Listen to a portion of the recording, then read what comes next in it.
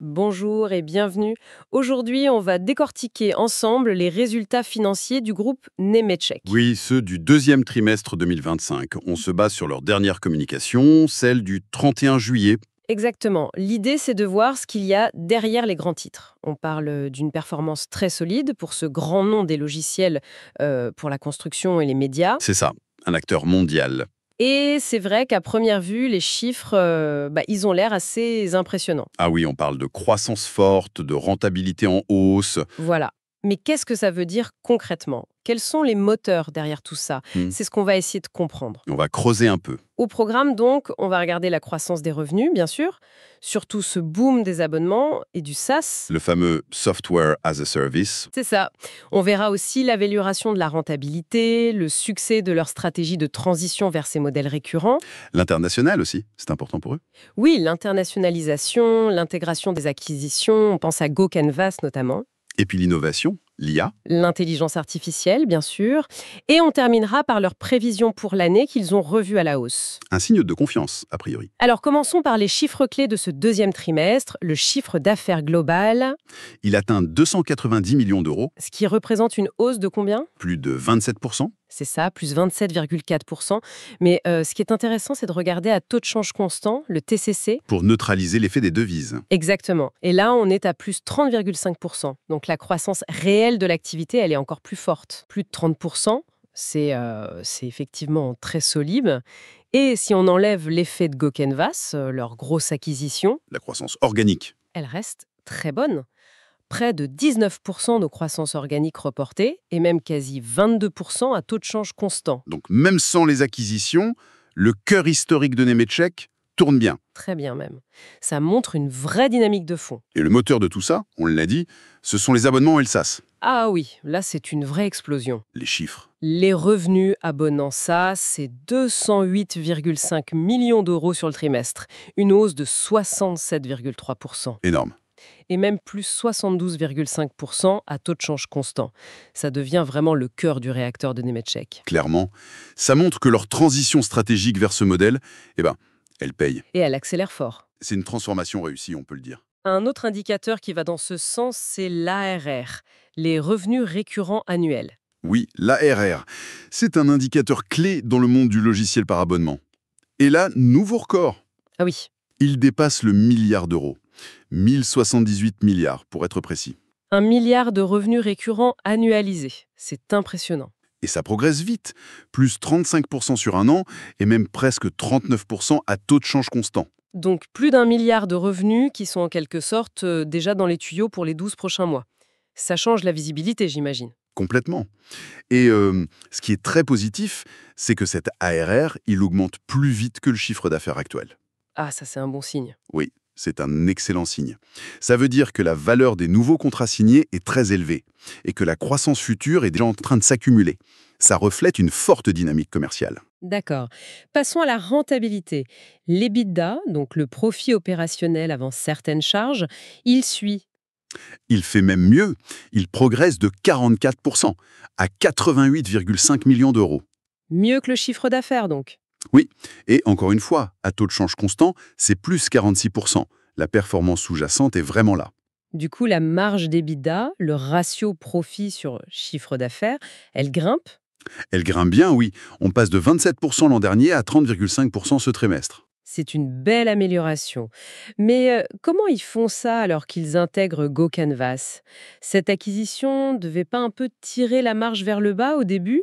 L'effet dilutif. Si, tout à fait. C'est une excellente remarque. L'effet dilutif de GoCanvas existe, sa marge de départ est plus faible que celle du groupe. Alors, Alors, le fait que la marge globale progresse quand même, ça montre la très forte rentabilité du reste de l'activité. Le modèle SaaS, les économies d'échelle, ça joue à plein. et une bonne gestion des coûts aussi, probablement? Oui, il parle d'ailleurs d'une marge organique sans GoCanvas qui serait à 31,1%, et même 31,5% si on ajuste pour des effets exceptionnels. Justement, ces effets exceptionnels.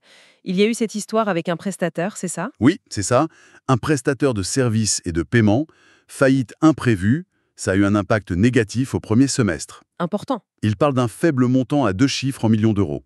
Bon, c'est pas neutre, mais c'est un événement externe et ils disent qu'il n'y aura pas d'autre impact lié à ça. D'accord. Et si on ajuste la marge du semestre pour cet incident, on arrive aussi à 31,5%. Donc la rentabilité structurelle, elle est vraiment solide, au-delà des incidents ponctuels ou des effets d'acquisition. Compris. Donc, des chiffres T2 et S1 globalement très encourageants. Mais alors, comment ils font? Qu'est-ce qui marche si bien dans leur stratégie pour maintenir cette cadence? Eh ben, c'est là qu'on entre dans le vif du sujet. Il y a plusieurs moteurs stratégiques qui expliquent ça. Le premier, on en a beaucoup parlé, c'est la transition vers l'abonnement et le SaaS. Qui est un succès. Un succès massif, oui. 92% des revenus du premier semestre sont maintenant récurrents. C'est énorme. Ça change tout en termes de prévisibilité, de valorisation. 92%. Impressionnant.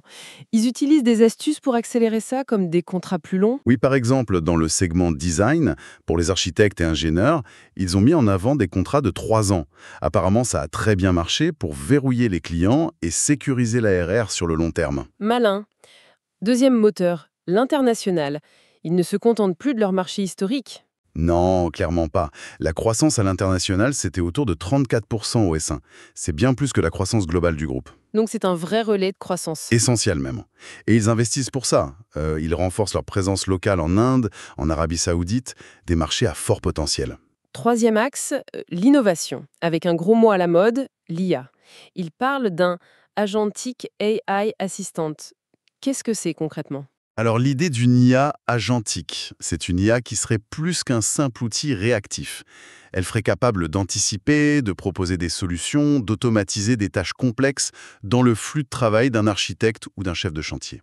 Ça pourrait changer beaucoup de choses dans ce secteur, hein. Potentiellement, oui. Le secteur de la construction, l'EECO, comme on dit, est souvent cité comme un domaine où l'IA et le numérique peuvent apporter d'énormes gains de productivité, même chez vous clairement être aux avant-postes là-dessus. D'accord. Et le dernier pilier stratégique, c'est les acquisitions et les investissements? C'est ça. GoCanvas, dans le segment Build, c'est la grosse acquisition récente et l'intégration semble bien partie. Mais ils font aussi des emplettes plus petites et ciblées. Comme? Manufacton pour la préfabrication dans le design. Lobwork pour la modélisation de plantes 3D dans le média. Et puis, ils investissent dans des startups comme Handoff. Handoff. Ah, une startup qui utilise l'IA pour automatiser les tâches administratives dans la construction. Donc, c'est une stratégie complète. Renforcer l'existant et préparer l'avenir avec des technologies émergentes. Une stratégie qui a l'air de bien fonctionner globalement. Est-ce que ça se voit de la même façon dans toutes leurs divisions? Si on regarde les segments OT2, le plus gros, c'est design. Le segment design, oui, très belle performance, plus 18,3% à taux de change constant. Et là, c'est vraiment l'abonnement SaaS qui tire tout, les revenus ont quasiment doublé. L'effet des contrats de 3 ans dont on parlait? Exactement. Et la marge sur ce segment, elle a fait un bond à 30,5% sur le trimestre. C'est un signe que la transition, même si elle a pu peser un peu comptablement au début, devient vraiment rentable. Ensuite, le segment Build, celui qui contient Bluebeam et GoCanvas. C'est lui la locomotive du moment, hein. Ah oui, clairement. Le segment Build, c'est Spectaculaire. Plus 63% de croissance à taux de change constant. 63. Oui. Et même si on enlève GoCanvas, la croissance organique reste au-dessus de 35%. C'est d'une dynamique extrêmement forte. Ça veut dire que Bluebeam, après sa propre transition vers l'abonnement, est reparti très fort. C'est ça. Et GoCanvas ajoute une couche de croissance supplémentaire. La marge de ce segment reste très élevée, à 34%, malgré la dilution de GoCanvas. Et la marge organique, elle, monte à plus de 36%. C'est vraiment un pôle de très grande force. Impressionnant. Et les deux autres segments qui sont plus petits, Manage et Média? Alors, manage, gestion immobilière, c'est stable en revenus, mais c'est un peu technique. Ils ont arrêté une activité de conseil peu rentable l'an dernier, ce qui masque la croissance du reste. La marge est plus faible, autour de 7-8%. D'accord. Et Média, effets spéciaux, etc. Média, la croissance est plus modeste ce trimestre, environ plus 6% TCC. C'est le segment qui a été le plus affecté par l'insolvabilité du prestataire de paiement dont on parlait. Ça a pesé sur leur performance. Oui, surtout au premier trimestre, mais encore un peu au T2. Ça a impacté la croissance et la marge, qui est à 25% au T2, mais Nemetschek dit que sans cet incident, la croissance serait bien meilleure, dans le haut de la fourchette à un chiffre, et la marge serait au niveau de l'année dernière. Le 7 juillet, ils ont annoncé qu'ils relevaient leurs objectifs annuels. C'est un signe fort, hein. Oui, Pour la croissance du chiffre d'affaires, il visait entre plus 17% et plus 19% à taux de change constant. Maintenant, il vise entre plus 20% et plus 22%. C'est un relèvement assez net. Très net. Ça montre une grande confiance dans la dynamique actuelle. Il précise aussi que GoCanvas devrait contribuer un peu plus que prévu initialement à cette croissance. Par contre, pour la marge d'EBITDA, ils la maintiennent autour de 31% pour l'année. Pourquoi ils ne la relèvent pas aussi si les revenus augmentent plus? Bonne question. Maintenir la marge à 31% peut s'expliquer par plusieurs facteurs. Il y a toujours l'effet dilutif de GoCanvas qui joue sur l'année entière et l'impact de l'insolvabilité du prestataire qui pèse sur la moyenne. Ils pourraient aussi investir davantage pour soutenir cette croissance accélérée. C'est possible aussi. Investissement en R&D, en force de vente, en expansion internationale, ça peut peser temporairement sur la marge. Ou alors, c'est juste de la prudence. Mais globalement, relever la prévision de croissance de cette manière, c'est quand même un message très positif envoyé au marché. Une confiance qui reste quand même soumise à certaines conditions, j'imagine. Bien sûr, ils le disent très clairement, ces prévisions supposent qu'il n'y aura pas de détérioration majeure de l'économie ou de leur marché. Les fameux risques macroéconomiques? Exactement. Et il mentionne aussi explicitement les risques liés aux tensions géopolitiques, aux conflits commerciaux. Ça reste un point d'attention. Est-ce que cette belle machine est assez solide pour encaisser un choc externe plus important? C'est la question qui demeure dans cet environnement mondial incertain. Alors, si on essaie de résumer tout ça, on a quoi?